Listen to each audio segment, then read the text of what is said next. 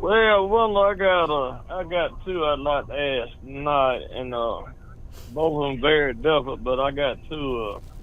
One, uh, can we explain the difference between bankruptcy, chapter 13 and chapter 7, and I believe that chapter 11, I'm not sure, but can you explain the difference between them? And the second question is security at the schools. Should we have a law that you have, I don't know, I don't think we have, but we should have security at each school. And you need to have one at the front and one at the back. That's what I think. I don't know whether it's a law that have to have security or not, but that's what I think. Well, I'm gonna answer the last question about the security, and then I'm gonna let Blanton answer the bankruptcy because that's right up his alley. Yes, sir. I don't think there is a law that says you've got to have security at the school. I think they certainly should have it. It's very controversial as to whether, the right thing to be would be have all teachers carry guns.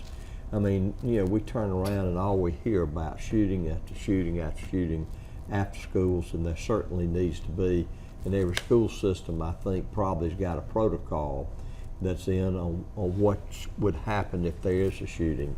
But, there's no good answer. I mean, there's just a lot of crazy folks out there.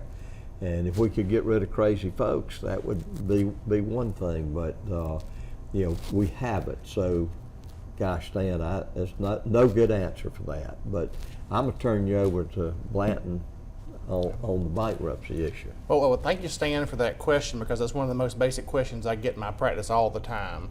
Chapter 7 versus Chapter 13. I think the easiest way for me to explain it is Chapter 13 is designed for you to make monthly payments to the trustee over a 3 to 5 year period to catch up on something you've gotten behind on, like a house mortgage. You may have fallen into arrears and you just stop a foreclosure, or a car you're behind on. Chapter 7 is quite helpful in discharging your unsecured debt, credit cards, medical bills, collections, old past repos, things like that.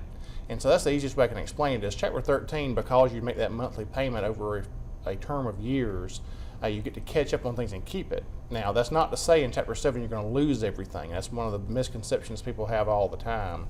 If you're pretty much current on your car and your house, and you file a Chapter 7 to get rid of that unsecured debt I was talking about, you can still sign what's called a reaffirmation agreement with the creditor to keep your house and keep your car, generally speaking. That is a very good answer to that. I think one of the best I've heard. Yes. I really understood that. Yeah, very, very simple. You get to keep a lot of stuff in 13, but that doesn't mean you lose it in Chapter 7. Absolutely.